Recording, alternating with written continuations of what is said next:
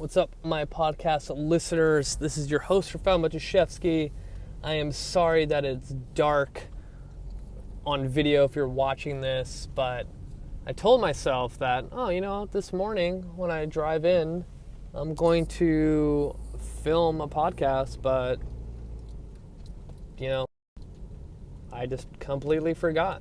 And here we are, you watching me in the dark, and hopefully I get onto a street that's a little bit brighter so then you can see my freaking face. Anyway, what I want to talk about today, and I'm not going to ramble in the beginning parts of this podcast like I usually do because it's going to be a lot of information. So right now in my book that I'm writing, I went over a complete sequence on how I coach the deadlift. And I find myself always in this position where I get people reaching out to me saying can you look at my deadlift, or my back hurts when I deadlift, or I hit a plateau, what should I do? And, I always get people to send me videos, and a lot of times it's just small little things that go a long way. And I always make this comparison that, doing the perfect, again, there's no such thing as a perfect deadlift, but a somewhat perfect deadlift. It's almost like you going to the driving range or golfing and you hit that fucking ball for the first time where it just feels perfect. Your follow through was good. The ball, when you hit it, it made a perfect ping sound. And I'm probably not describing it the best because I'm not a golfer. I maybe golf once a year, and it's usually for a bachelor party, and by the 7th hole I'm already drunk. But besides that, the people listening will understand the moment you hit a golf ball at a driving range, on a course, whatever it is, and you see it go straight, it goes a lot further than it ever did before, and you're like, holy shit, how did I do that? But you know that feeling, you're like, damn, that was a really good drive. And doing a deadlift is literally the same thing, because when I take the time with a patient or client, it's usually in the rehab setting where someone comes in, they're like, oh, it hurts every time I deadlift, and I just go over a few things, and they end up understanding what the difference is from what they were doing previously to what I want. So I wanted to share with all of you kind of the steps that I take. And again, it's not gonna change drastically, put your foot 2 inches this way and everything fixes. It's nothing drastic. It's small little things that add up over time. And the first thing that I do is a deadlift screen test.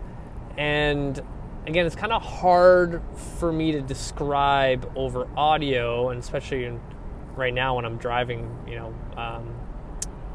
filming this thing.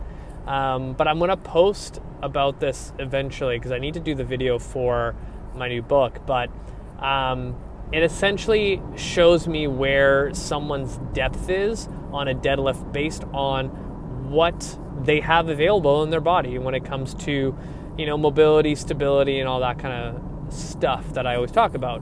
And a lot of times, I would say 9 out of 10 times, people are deadlifting way too low for what their body has available to deadlift effectively. So off the bat, everyone listening that has trouble deadlifting at this point because of pain or soreness in their low back, number one is elevate your deadlift. If it's 145-pound plate on either side of the barbell on the ground to elevate it, what is it? It's 4 inches or something like that, to having 2 45s on each side. Usually that clears up a lot of stuff, because in order to go down that far, you need a lot of core stability to reach down, pick up a heavy weight, and not fuck up your back. So that's my step one. Step two is the breathing. So if you do not know how to diaphragmic breathe at all, you have no business deadlifting at all. Let me retract that. You have no business deadlifting heavy. A lot of people have no idea how to utilize their diaphragm.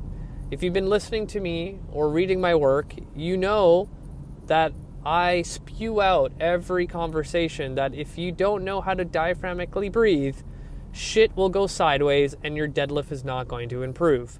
Either you're going to hit a plateau, you're going to injure yourself, you're going to get a sore low back. That's step 2. If you guys want more info, I'm pretty sure I did like a 30-minute podcast episode a couple weeks back on the relation of the diaphragm and how to create core stability. Number 3 is your foot, like what you do with your feet, the tripod position. So I want you to think of not only driving your heel into the ground, but your big toe and the rest of the toe. So you create a tripod effect onto the ground. You want to think of that tripod as activating your arches. And when people lose contact on those 3 points, they end up losing balance and falling all over the place. And then wherever the load is, it kind of just falls all over the place. So that's number 3. Number 4 is barbell placement. This seems silly, but if the barbell is not touching your shins when you start to deadlift, it is too far off you. So a lot of times I find people like setting up with like 2 to 4 inches away from the barbell, and that just gives a host of different problems. So when the weight is in front of you that far out, most likely the fulcrum becomes your lower back. So now every time you deadlift, you're teaching your body that every time I do this lift, my lumbar erectors are going to turn on and just fucking jam this thing up as much as possible. That's not what we want here. So literally bring that barbell as close as possible to your shins where you're basically going to scrape the crap out of them. But don't do that. Eventually you'll learn how to, not do that. The next thing, I think we're at number 4 now, or 5, is the grip. So I coached a death grip as hard as possible. You want to break that barbell. You want to think of bending it in half. And this kind of relates to the next point, is hiding your armpits. So when it comes to deadlifting effectively, you want to engage those lats. So in order to engage those lats, you need your grip. You also need to hide your armpits. So if you think of that motion, if you are bent over and you're hiding your armpits, you're retracting those scaps and you're getting lat engagement, which is huge for the deadlift. Now, the next step is as you start the ascension up in the air to be a badass like you are, you're going to think of pushing your feet out laterally, so to your left and right, at the same time pushing your knees out from left to right laterally. What this does is turn on all those lateral stabilizers in your hip to help you even create more joint centration. I've talked about this a lot. Look it up. So we're kind of creating this checklist, if you can already tell, which is very similar to a checklist when you're trying to hit the fucking golf ball off the tee and make sure it goes straight and not into the woods. So now we got the setup, you've elevated it, you're death gripping it, you're hiding your armpits, you have the tripod position with your feet, you have the breath, you're now ascending, you're pushing your feet outwards, you're pushing your knees outwards, and now, as we're coming up, your neck plays a huge role in the deadlift. A lot of people have this bad habit of constantly looking themselves in the mirror when they work out. This doesn't do you any favors. What I want to see is a packed neck, meaning if I'm driving right now and I'm pushing my head into the back of my car seat, that's going to give me a neutral spine from C1 all the way to my L5. I want to be as neutral as possible with my spine. So when I have a kink in my chain, and that first chain link at the top of the chain, if I was holding it upright, now the chain is all over the place. I don't have joint centration. I want every joint to be centrated when I'm doing a lift like the deadlift. I want everything tight. I want everything to give me safety in all my joints when I lift this barbell off the ground. Because when the neck hyperextends, looks up like this, the low back likes to copy it. So it's kind of like, brother-sister relationship. The older brother is the neck, and the little sister or little brother is the low back, and younger siblings always likes to copy the older sibling. So don't let the older sibling dictate how this deadlift's going to look. So everything's neutral. We're driving up, we're exhaling hard at the top. At the top, I want you to lock out. I don't want you to think, I'm just going to squeeze my glutes. I want you to think of squeezing your glutes and pulling your kneecaps towards the ceiling.